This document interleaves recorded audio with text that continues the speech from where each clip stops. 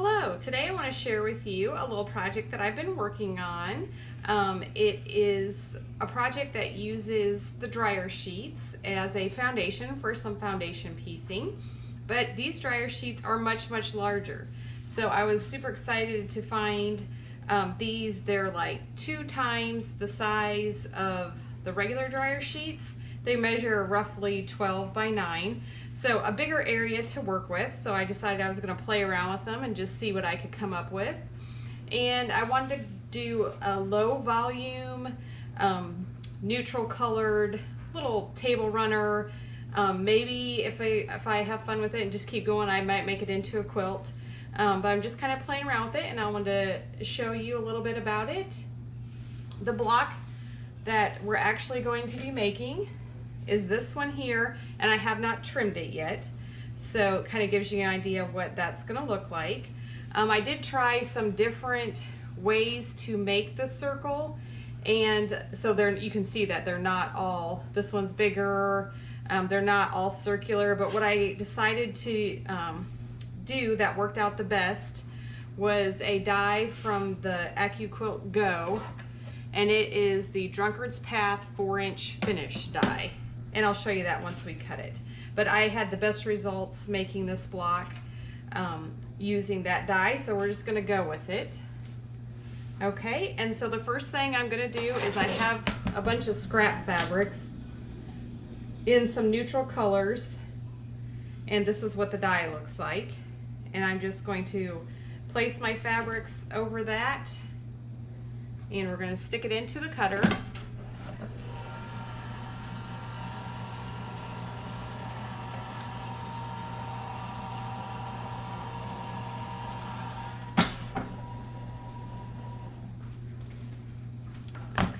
And then we're going to see what our pieces look like once they're all cut. And so I just did a variety of different tone-on-tone whites, some muslin, grays, and I'm just going to put them in little groups. Oh, that one didn't quite.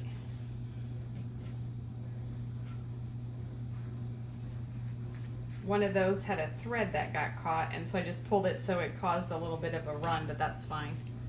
And then see if these cut much better. So okay, so we got a nice little stack there. And then, you know me, I like little scraps, so I am going to save a few of these to use in the strip part once we do the foundation part of the piecing of this block. So I'll just trim off these, just a real rough cut to make some fun little strips, because I can't, just throw anything away. So all right,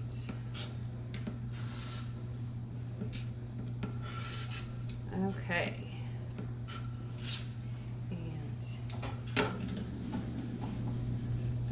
Set those over there. I can trim them up a little bit more later on. And then I got a few more that I'm going to cut just to kind of give some more variety, so you can see what the die looks like. And I just have some bits and pieces here. This was a leftover backing piece that I had on a quilt, and I think it's going to be big enough to cover. It might not get all the pieces, but if I can get a few out of there, that's going to be fine. And this is a muslin. And then we're going to do some of this one as well. And I know that it's going to cover the shape on all sides, so that's good. And we'll run this one through, and then we'll go ahead and I'll show you some tricks on piecing the curved seams.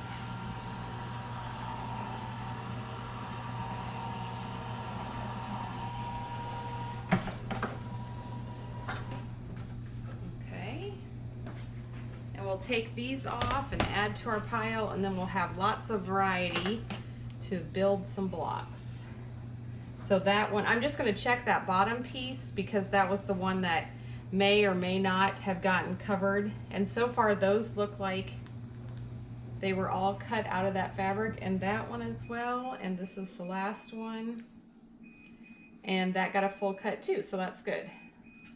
So I'm going to add those to my curved pieces, and then these will have for that, okay? And then we're just going to set this aside, and let's head on over to the sewing machine to do some curved piecing. Alrighty, it is time to sew.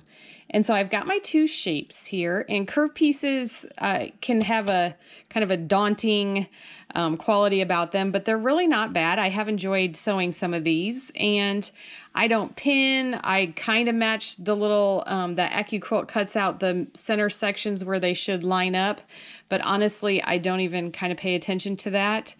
After you do about 10 of them, you'll kind of have a habit down of how it goes together, and you just kind of go with it. So I'm going to do a few of them here. And so I'm going to take what I call the concave piece, and it kind of looks like the entrance to a cave if you were going into the cave. So that is going to be on the bottom. I always put my cave piece on the bottom. And then I'm going to find a different color, and I'm going to start by lining these two edges up right there. Okay, I'm going to put that under my sewing machine, and we're going to do a 1/4 inch, and it's actually on this machine here I'm going to follow the edge of my foot, and it's maybe a little bit scant, and that's okay. It seems to work out good. So I'm going to take a few stitches to kind of lock it in place and hold it. And then what I'm going to do is I'm going to take one hand and go on the bottom fabric and the other hand on the top fabric, and I'm just going to not pull, just gently hold and guide them through the machine. I'm going to let the machine pull it in, and I'm just going to kind of maneuver these closer together as it's sewing. So you don't have to go fast, just a few stitches at a time. And here you can just kind of see it just kind of goes right into place. And like I said, I'm not pulling, I'm not really stretching, I'm just holding them together. And it gets harder at the bottom here where there's not much left to hang on to once it's underneath the presser foot. So just kind of manipulate it the best you can. And we'll go ahead and take a look at that, and not too bad. It'll press out just fine. What I decided to do with this block, so I'm not super concerned about it, is that I'm making them bigger, but I am trimming them down. So I'm not super concerned with what the shapes look like or what my edges look like, because I'm going to cut the block much smaller. So that kind of gives you a little freedom to, you know, if they're not exactly matched up or something. So let's do a few more of those. And I'll pick a light colored cave piece on this one, something different. And then, oops, I got two here. We just need one. All right. And this is kind of right sides together. Or excuse me, this is right sides facing up. And so I'm going to put the right sides together, and I'm going to line up my edges here like this. Again, the concave is on the bottom. So I'm going to start with a few stitches to kind of hold it. And then I'm just going to kind of gently maneuver the two edges. I'm watching these edges right there in front of the needle. I'm not really paying attention to what the fabric's doing over here or underneath. The gentleness of the curve is, and the feed dogs are just going to kind of work it out where you don't really have... It kind of feels like there might be a fold or a bump, but it actually just kind of all goes together there. And again, that one looks pretty good. I need 4 for a block, so I'm going to go ahead and just do a few more here. Okay. Line those up to start with. Few stitches, and then just kind of grab them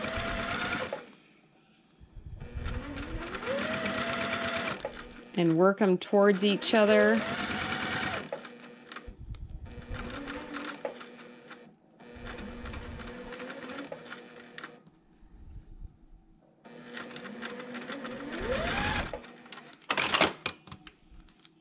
Okay, yep, looks good. And let's try one more. Some of these is kind of hard to tell what's the right side and wrong side, but with the low volumes and the just differences, you know, the amount of fabrics that I have, I'm okay with if one of them's in there with the wrong side, you won't even notice it. So, okay. And again, I'm just gonna line these up to start.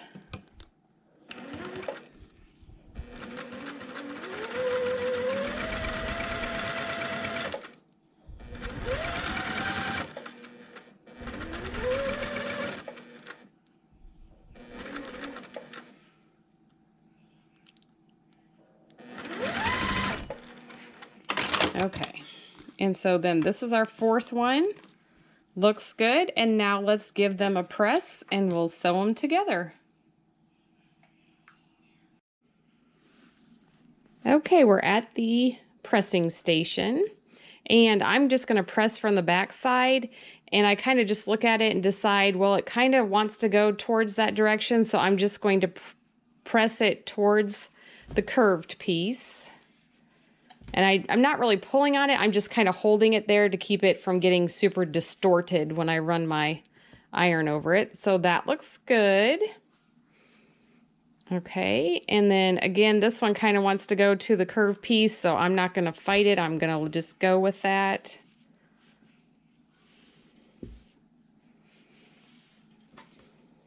All right.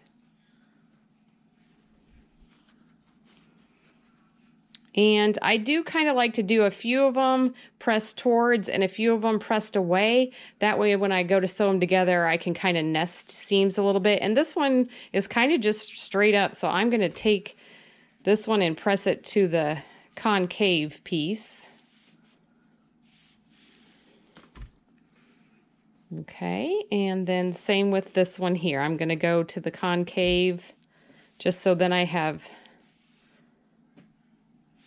two pressed towards the center and then two pressed away. And you don't have to clip the seams or anything, and they came out just fine. So I'm pleased with those. And then I'm going to line them up and try to pick some that are like this one's pressed towards the center and this one's away. So if I put these together, you can see those seams there are going to nest, and that just helps keep things lined up. So I will do those two, and then I'll just look at how that looks, and I'm pleased with that layout.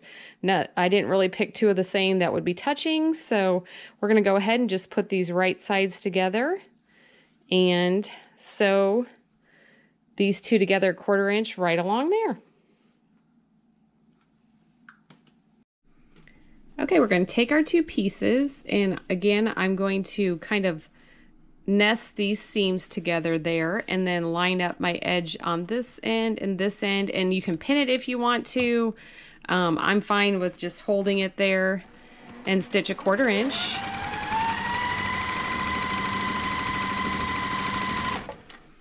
And then we're going to line this one up. Okay, and stitch that one.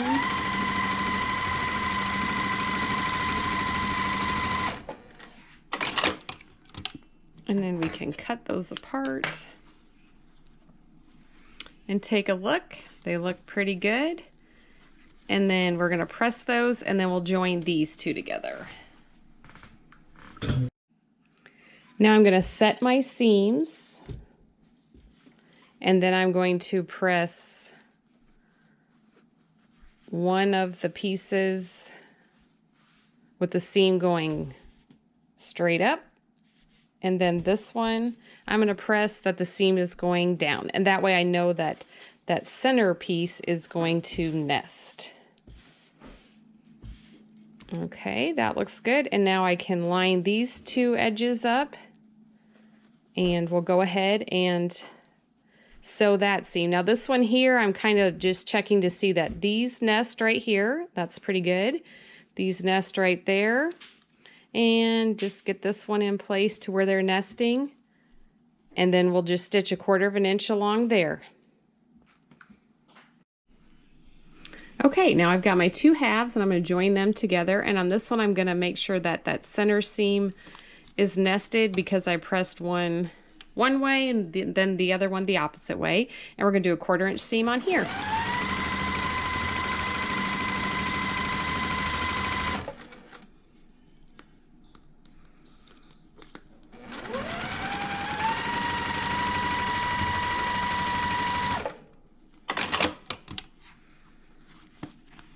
Okay, there we go. Looks good. We're going to press that seam. Just kind of set it there. And then I'm just going to move it to, I'm just going to pick one side and just press it towards that side.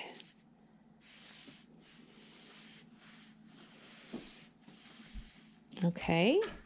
So here we have our block, and it measures maybe 7.5 inches, 8 inches, something like that, but I am going to trim it down to 6 inches. So because I am going to trim it, I'm going to add a little bit of starch just to help it, give it a good press and stay in place. And I'm not worried about the starch, you know, shrinking it in because I'm going to trim it down. So I would much prefer to add my starch before I trim so that it doesn't change the size of the unit that I'm going for. So I'm gonna just go ahead, and I like to, if I'm gonna use flatter or best press or something, I want to spray it onto just a regular pressing board, not my wool mat. I've noticed, and I don't know if it's because of that, but it maybe had a little bit of yellowing on it, and I didn't want that to transfer to a fabric. So I've just, whenever I'm pressing with best press or flatter, I just get out a cotton covered pressing board, and I just sprayed a little bit on the back side. And we're just going to give that a little press. And flip it over.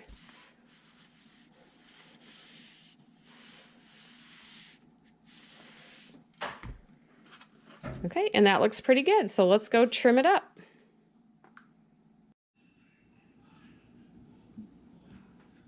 All right, now I need to trim this up. I actually just measured it. It measures 8.5.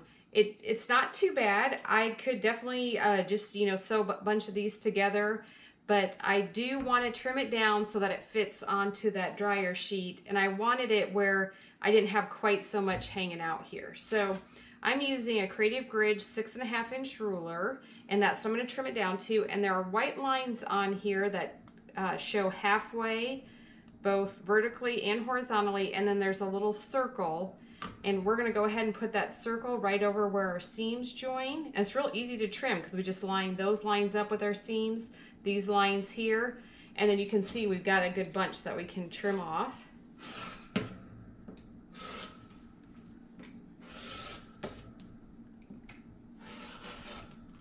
Okay, and then we've got our 6.5 inch block that's ready to go onto our dryer sheet.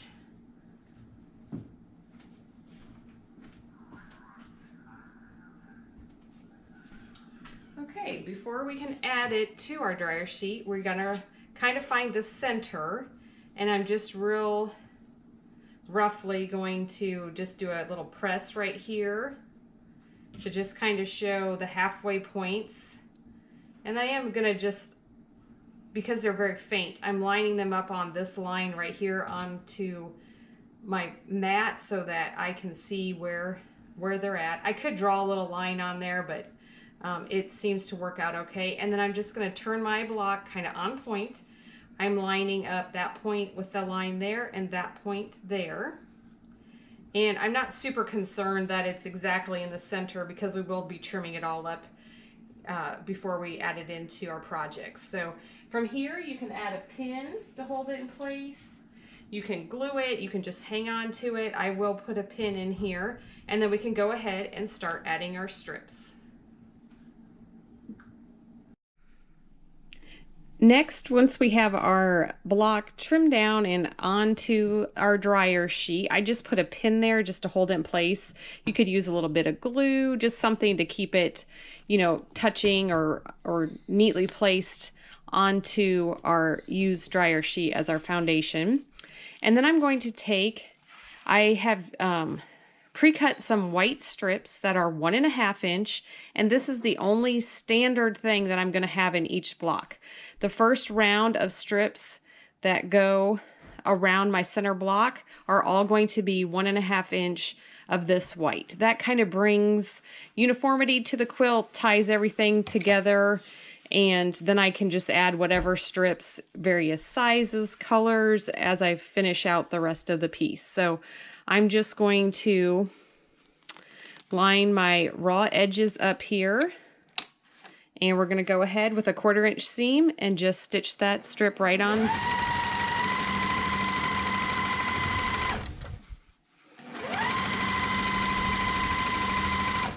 Okay, and I just stopped stitching a little bit beyond that dryer sheet, and then I'm just going to rough cut the strip, trying not to get the dryer sheet. And then I'm going to come do the opposite side. We're going to do those 2 sides and then press, and then we'll add the other 2 sides. Okay, and so we're lining that up, matching those raw edges.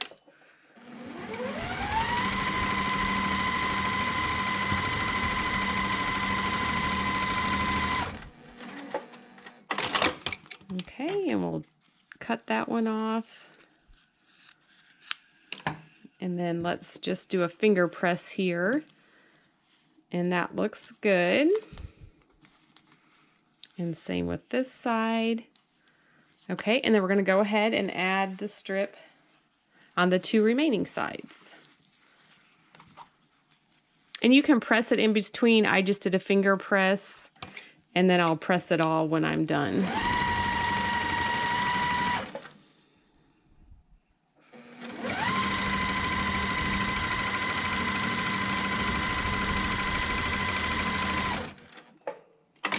And there I stopped stitching right at the end of the strip underneath.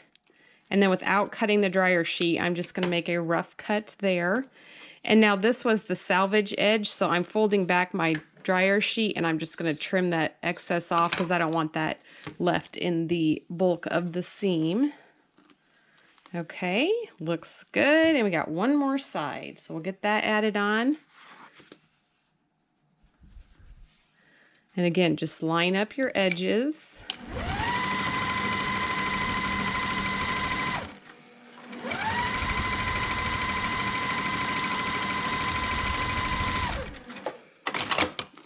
Okay, and I'm going to pull up my strip and cut that off and finger press that. And we have our first round done.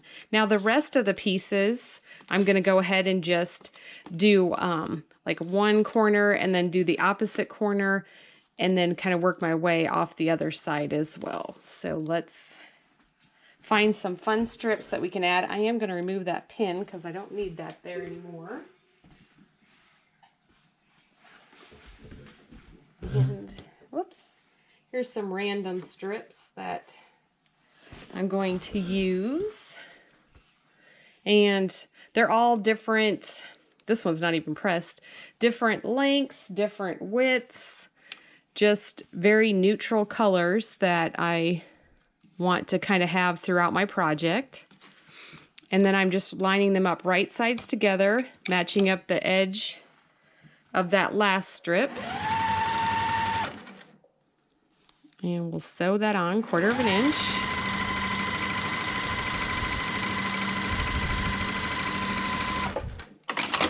Okay, and then I can fold that back and see where I need to trim it and then just rough cut it. And we can do a finger press. And that looks good. So I'm just going to keep adding them on.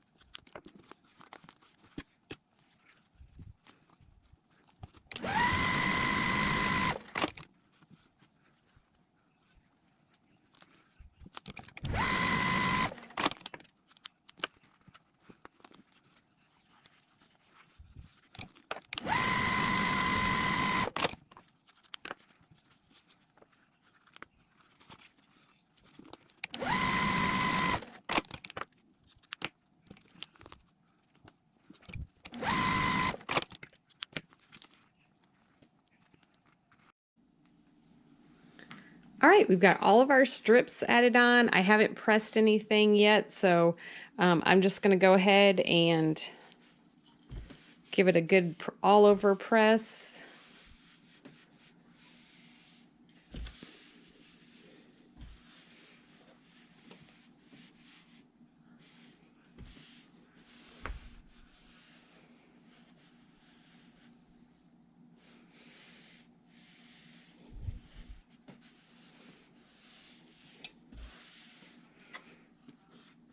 Okay, that looks good. Now let's go ahead and we're going to trim it down to size.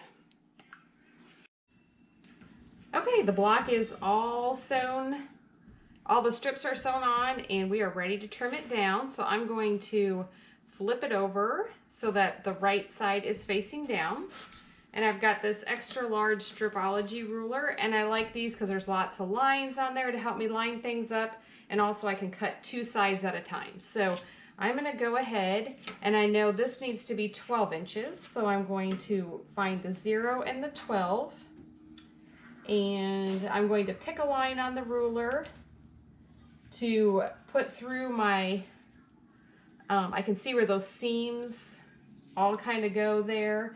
And then I know that 6 inches is halfway between 12 and 0, so I want to make sure that that 6-inch line is somewhere near the center. And I'm still not there. Okay, there's the center of my blocks. And still not quite straight. Takes a minute on the first one. There's 0, there's 12. And that looks good. I'm going to go for it. And we'll cut those 2. And get those pieces out of the way and turn it. And then we just have 2 more cuts to make. And this is going to be 9 inches. And so now I have some straight edges here that I can line up. And the 0 and the 9 and the 4.5, I want to make sure it's going through the center. And does it really matter if it's off a little bit? No, because none of our strips are going to be lining up because we've cut them all different random sizes. But it just kind of gives us a starting point to line it up. Okay, we'll move that aside. And then there is our block all trimmed. And it came out pretty good. I'm okay with that. And then now to sew 2 blocks together, we're simply gonna just line up.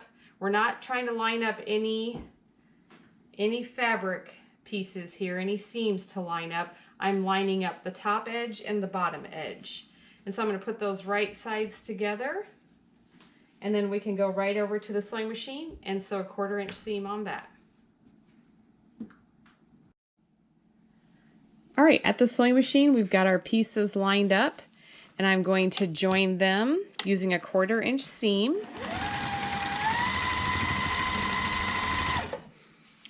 And that foundation is really nice because it just locks all the little seams in place. It's sitting on top of the fabric, so none of the seams can flip as you're sewing. So it's kind of fun to sew with.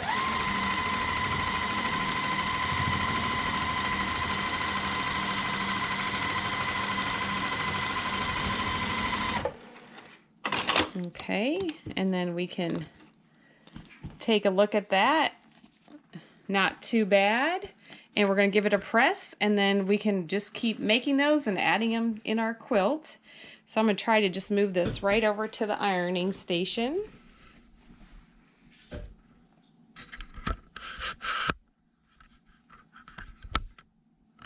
And see if you can still see here. Okay, and what I will do first is set the seam, just like normal. And then I am going to press the seam open because it is a little bit bulky just because there are a lot of seams in there. And it just helps it lay a little bit flatter. So we're going to just kind of separate those. Well, if I can here. Okay.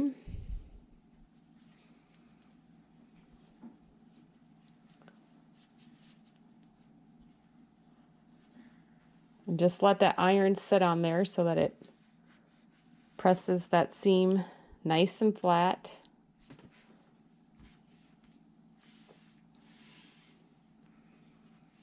Okay. And let's take a look at it. Looks pretty good.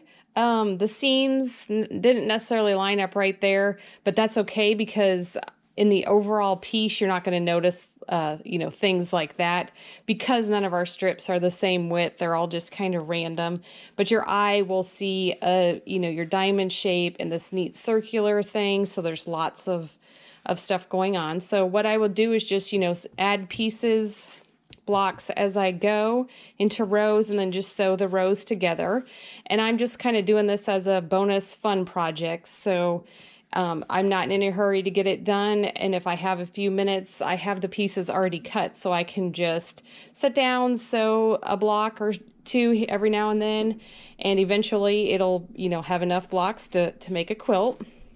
The fun thing about this is that this block was cut 6.5 inches, so you could really put any 6.5 block in there and do the same kind of strip piecing.